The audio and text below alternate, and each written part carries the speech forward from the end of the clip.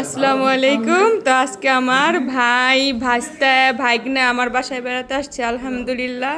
এই যে আমার লম্বু লম্বু ভাইয়েরা, এই যে দুইজন বসে আছে।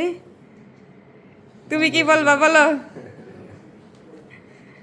আর এই যে ভাইস্তে আর ভাইগনা আর আরেক ভাই চা বানাচ্ছে তারা। ভাইগনা কোনটা দেখাও। হাই, আর এই যে ভাই ভাইজান কি চা বানাইতেছো? আমার চায়ের নাম হইছে পাগলা চা।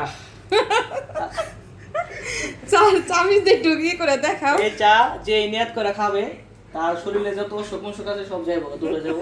আবার যে বিয়ে করে নেই এই চা খাইলে নিয়াত করে খেলে তার বিয়ে হয়ে যাবে।